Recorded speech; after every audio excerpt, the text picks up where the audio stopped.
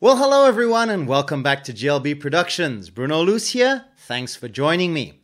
Today I have a special video for you. A few years ago, I did a video comparing the SM57 and SM58 microphones from Shure.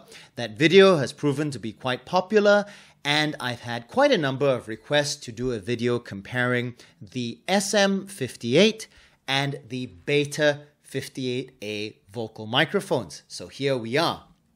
Now, before we begin this video, let me just tell you a little bit about how we are recording the audio for this, because it's quite important.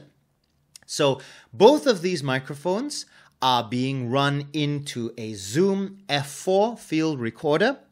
Both of them are high passed at 80 Hertz. And the reason for that is that we want to get rid of any AC noise or traffic noise or rumble that will not be useful to this comparison. I have a total of 50 dB of gain on the SM58, and I have 47 dB of gain on the Beta58A. And the reason for this, as I'll explain in the video, is the higher sensitivity of the Beta58A. The SM58 is panned slightly to your left, and the Beta58A is panned slightly to your right, so that you'll be able to tell the difference between these two microphones by the relative position in the sound field. Now, in post-production, what I will do is I will mute the microphone that is not in use. So if I'm using the Beta58A, I will mute the SM58 channel and so on and so forth. And this is to ensure that you are listening to only the microphone that we are referring to. So now that that's out of the way, let's get on with the comparison. So first, let's begin with the SM58. This microphone was launched in 1966, designed by Mr. Ernie Seeler, and it was a direct descendant of the Unidyne 3 545. The same cartridge design is used for both the SM57 as well as the SM58, the former having been launched in 1965. Now, SM in the name stands for studio microphone, as the mic was originally intended for broadcast studio use, television. And that's the reason why it has no switch and this non-reflective gray finish. The microphone was almost discontinued in 1970, but it was saved, according to Shure, by sales to live sound engineers in Las Vegas. The rest, as they say, is history. Millions of this microphone have been sold and are still in use all around the world. It is without doubt the standard for live sound vocal microphones, and every live sound engineer knows how it sounds. If you want more information, there is a lot more information on this microphone on the Shure website, both in print as well as in webinar form. One webinar that I especially recommend is the one Born to Perform, the inside story of the SM58. And now let's move on to the Beta58A. Now, the Beta58A is part of the Beta series, and it was originally launched in 1989. Also designed by Mr. Ernie Seeler, and the goal for the Beta series of microphones was higher output using a neodymium magnet and a supercardioid rather than a cardioid polar pattern. They redesigned the shock mount, and this allowed for the use of a hardened steel grill. The other thing that is different about this microphone, as you have no doubt been noticing, is that the handle has this blue color. The color was originally based on the gun bluing found on revolvers, as well as this blue stripe around the grill. And that blue stripe comes from the circuitry products at the time, which had a blue stripe on the front. And many of Shure's non-mic products still feature that blue stripe. The Beta58A was originally available as the Beta58C with a chrome grille and the Beta58M with a matte grille. The 58C was then discontinued and the 58M just became the Beta58. This itself was replaced by the microphone in front of me, the Beta58A, with a redesigned cartridge which removed the humbucking coil and attached an output transformer. Alright, now let's discuss the specifications of the microphones. Specifications are not everything, but they are still important, so we need to go through them. Let's begin with the physical characteristics. The SM58 is 162 millimeters or 6.3 inches long. The Beta58 is 160 millimeters or 6.2 inches long. Diameter on the SM58 is 51 millimeters or 2 inches. Diameter on the Beta58 is 50 millimeters or 1.9 inches. So physically, the microphones are virtually identical. The Beta58A is just slightly smaller in both dimensions, but it's near as makes no difference. Weight, on the other hand, is an interesting area. Now, on paper, the SM58 weighs 298 grams or 10.5 ounces. This particular example that you're listening to now weighed in at 324 grams actual or 11.4 ounces. So I'm not sure if they put some lead shot inside at the factory or if the guy doing the casting added a bit more on that day, but that is interesting.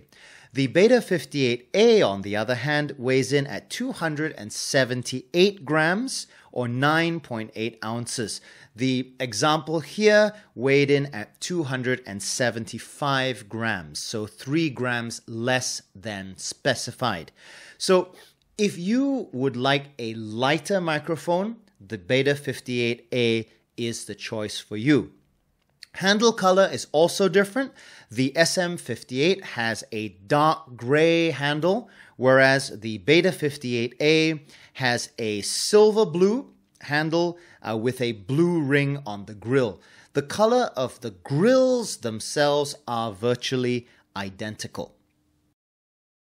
Now let's discuss the polar pattern. The SM58 has a cardioid polar pattern, which means that the angle of maximum rejection is directly behind the microphone, 180 degrees off axis. The Beta58A has a supercardioid polar pattern, which means that the front lobe is slightly tighter and the angle of maximum rejection is 120 degrees off axis, and we'll discuss how this affects the mics in use later. Frequency response on the SM58 is 50 Hz to 15 kHz. On the Beta58A, it is 50 Hz to 16 kHz. So about the same. The Beta58A has a little bit more at the top end, but not enough to be meaningful. The frequency curves, on the other hand, which you can see behind me, are significantly different, and we will discuss those in detail further on in the video. Sensitivity at 1 kHz on the SM58 is minus 54.5 dBV per Pascal. On the Beta58A, it is minus 51.5 dBV per Pascal. So you can see that the Beta58A is 3 dB more sensitive. So if you have the same amount of gain on both of the microphones, the Beta58A will sound louder. And that is the reason why on my recorder, I have 3 dB less gain on the Beta58A, so that the relative volumes of the microphones are equalized for this test. In terms of output connectors, both microphones use an XLR connector. The SM58 has silver-plated pins and the Beta58A has gold-plated pins. In terms of the grills, there is a significant difference between the two. The SM58 grill is relatively soft, as can be witnessed by the innumerable badly dented SM58 grills that we see all over the world. Now, this is actually intentional. The grill is designed to act as a crumple zone in order to protect the sensitive capsule that is behind it. So the grill is actually designed to dent. It's a safety feature. And the nice thing about having a relatively soft grill is that if you have a grill that's dented, you can actually reform it by putting something like a broom handle or a file handle inside the ball grill and just using that to press it back out to shape. The Beta58A, on the other hand, has a hardened steel grill, which is much less likely to dent. And in order to maintain the shock mount protection to the cartridge, they have actually improved the shock mount design over the SM58. And finally, let's talk price. Price on Amazon as of April 2018 on the SM58 was $99 US.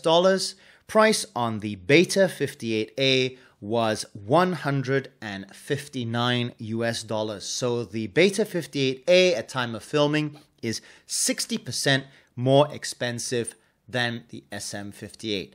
Is it 60% more microphone? You'll have to be the judge.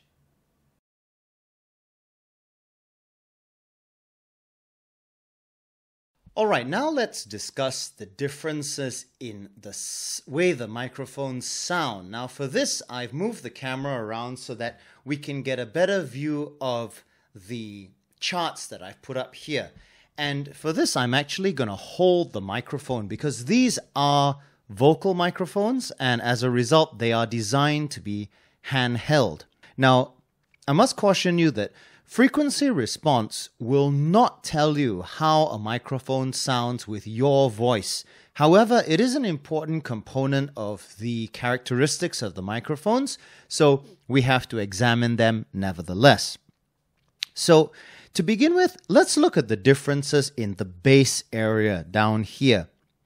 So, as you can see with the SM58, it has this small bump in the 100 to 200 hertz area, and the microphone then rolls off below 100 hertz.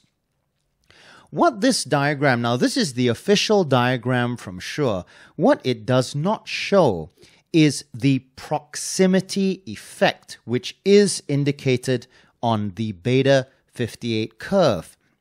Proximity effect refers to the way in which any directional microphone will exhibit an increase in low frequency response within about 6 inches, right? So if I hold the microphone at about 6 inches and I slowly move it in, you will begin to hear a rise in the bass response until finally, with the lips directly on the grill, it gets very bassy indeed. And that, of course, is the late night radio voice that many people are so accustomed to. I won't do that for too long because some people find it intensely irritating. All right, so that is the SM58. Now let's have a look at the Beta58A.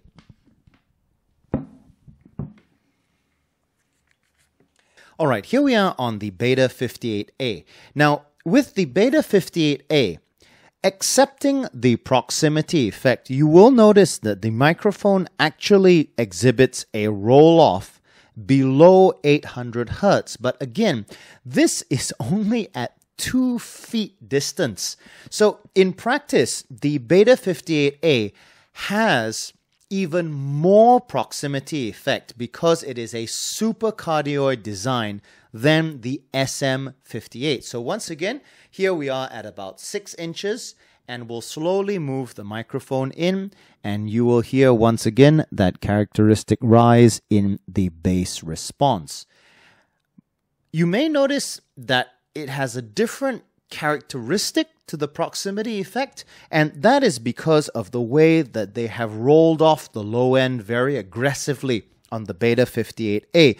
You'll notice that it rolls off particularly steeply under 200 hertz, whereas the SM58 has that little bit of a bump right around 100 to 200. And the reason for this is that the Beta58A was designed specifically for singers who sing in very loud environments and who sing with their lips right on the grill, which is the case with a lot of live sound. So the Beta58A was designed specifically for that use. And as you can hear, it maintains a significantly articulate sound even with my lips right on the grill. Okay, now let's look at the low mid-range, the area between 100 Hz and 1 kHz. With the SM58, you can see that it has this slight dip around 600 to 800 Hz, and it is otherwise flat. For this reason, the SM58 to some people sounds darker than the Beta58A. Now let's change over. Okay, here we are on the Beta58A. Now you can see, as I mentioned previously, that the Beta58A rolls off basically below about 800 Hz. So some people refer to this as a scooped sound, but whether or not it's scooped, there's definitely less mid-range built into the Beta58A. So for some people, what this translates into is that if you have a darker, bassier voice, you'll sound a bit clearer on the Beta58A. If you have a nasal or thin or shrieky voice, you'll sound a bit more balanced on the SM58. All right, now let's look at the high mid-range. The high mid-range, the area between 1 kHz and 10 kHz, this is where, in my opinion, the mics differ most significantly. So, with the SM58, you can see that it has a double presence peak. It has a presence peak at 5 kHz and another presence peak at 10 kHz. It has a very steep dip between them at 7.5 kHz. Now, with the Beta58A, the presence peaks, there's still this double presence peak, but the frequencies are different. On the Beta58A, the presence peaks are at 4.5 kHz and 8 to 9 kHz, with the dip being at 6.5 kHz. So you can see that the whole thing here has been shifted down by about 1 kHz. You'll also notice that the shape of the presence peaks are different.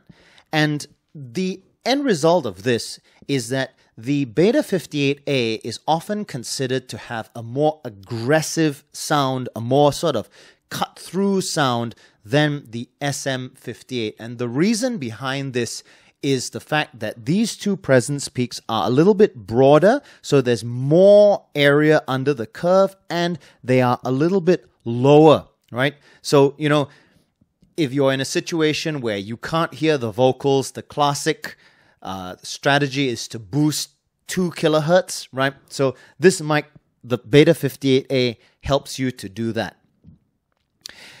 Now let's look at the highs. Now with the highs, the area above 10 kHz, you'll notice that both mics roll off above 10 kHz, but the Beta58A has a little bit more high-end response. The Beta58A goes up to 16 kHz as opposed to the 15 kHz of the SM58. And some people would argue that the Beta58A has a tiny bit more high frequency response, which yields a crispier or a brighter top end. Whether or not this is significant, you'll have to be the judge of that. So now let's discuss how these two microphones sound in practice. As we mentioned in the specification section, the Beta58A has a slightly hotter output. So as a result, slightly less gain will be needed on the mixer. In practice, this is not really that significant because the difference is only 3 dB. However, if you replace an SM58 with a Beta58A without adjusting the gain, it will sound louder, and in some situations it can actually lead to the onset of feedback. So that's something to bear in mind. The Beta58A was designed for and is better on loud stages where the vocal needs to cut through. So if you play in a hard rock or a metal band, it's often a better choice to go with the Beta58A. Another critical difference to bear in mind is the polar patterns. So to begin with, the SM58 has a cardioid polar pattern, which means that the angle of maximum rejection is directly behind the microphone. The other thing is that the SM58 has a very broad front lobe. So if you listen carefully, I'm going to move the microphone to the left and to the right, and you can hear that even when I am significantly off axis, the sound doesn't drop by that much. So for this reason, the SM58 is better for people with bad microphone technique. Now, if we switch over to the Beta58A, this microphone has a supercardioid polar pattern, which means that the angle of maximum rejection is 120 degrees off axis, and it has a slightly narrower front lobe. So if I do the same thing with the Beta58A, you can hear that my voice begins to drop away quite dramatically when I am just slightly off mic. If I work the mic close, this difference is even more dramatic. So with the Beta58A, it's important that the singer stay right on top of the mic. So if you have a singer who tends to wander around, the Beta58A is probably not such a good choice for them. The other area in which this is really important is in the placement of monitors. With the SM58, the null or area of maximum rejection is directly behind the microphone. So with the SM58, monitors should be placed behind the microphone stand. Now, with the Beta58A, the ideal placement is 120 degrees off axis, which in practice makes the monitors appear to be placed almost at the side of the microphone, as you can see in this picture. Shure actually provide a little template that you see here, which helps you in positioning your monitors. So it actually fits around the top of the microphone, and it acts as a guide in lining up the monitors. Dave Rat has actually done a very good video on how to make a template like this using a couple of laser pointers, because what you must bear in mind is that this polar pattern is actually three-dimensional, right? So if I have the microphone oriented in this direction, it is sort of to the side. If the microphone is oriented like this, straight ahead, the angle of maximum rejection is actually directly behind the mic stand. So this is something to bear in mind when you're dealing with the Beta58A. Now let's discuss my personal experience with these two microphones as a singer as well as a sound engineer who has worked with many different singers. As a singer, I prefer the Beta58A. I feel that when using the Beta58A, I don't have to work so hard. Part of this is the fact that it has a hotter output, but the other part is that because it has a frequency response that is a bit more in the high mid-range, it tends to cut through the stage volume better than the SM58, which is part of the design. But It's important to remember that I have a relatively loud voice and I like to sing with my lips right on the grill. So again, as we mentioned, if you have a singer who tends to wander, or if you're dealing with people who have relatively poor microphone technique, the SM58 is probably a better choice. As a live sound engineer, this is my take on these two microphones. First of all, both are excellent, proven, time-tested designs. I, as a sound engineer, would be happy to use either. And this also applies to most professional singers that I have worked with. The rider friendliness of both of these microphones is very, very high, and acceptance is pretty universal and worldwide. Virtually any singer would be happy to use either of these microphones.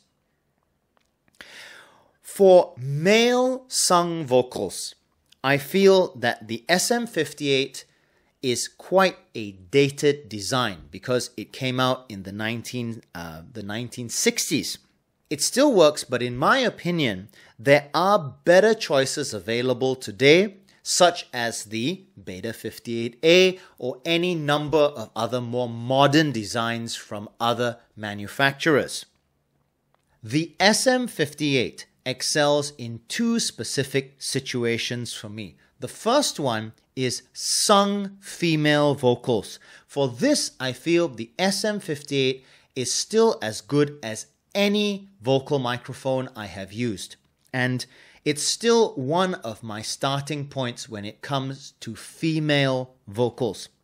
The second area in which the SM58 excels for me is as a spoken word microphone. So as a lectern microphone, a podium microphone, a microphone for recording any kind of spoken voice, the SM58 is still an excellent choice.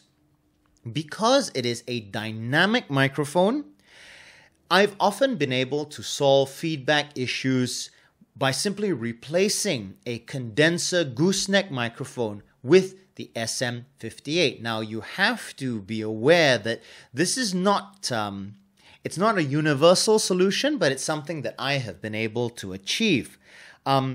If you do such a thing, if you replace a condenser gooseneck with the SM58, you must train the talkers to stay close to the microphone and speak directly into the microphone. If necessary, train them how to adjust the microphone stand. A lot of people are actually afraid of these things and they don't know how to adjust microphone stands. So, show them. So, in conclusion, only you can decide which of these is better for your voice, your vocals, and your specific situation. Try both. They are readily available worldwide. You can rent them or you can try them at a music store. It's really important when you are choosing these microphones that you must try them through a PA system or a loudspeaker of some kind. Don't just try them on headphones because these are fundamentally live sound microphones and they are designed to be used in a live sound situation. So try them through a PA system, borrow one, rent one, use it for your next gig, and then you can make an informed decision. So that's my comparison of the SM58 and Beta58A microphones. I hope this has been useful for you. If you have questions or comments, please do leave them below. If you like my content, please subscribe to my channel and consider supporting me on Patreon. This is Bruno Luce for GLB Productions. Thanks for watching and I'll see you in the next video. Bye-bye.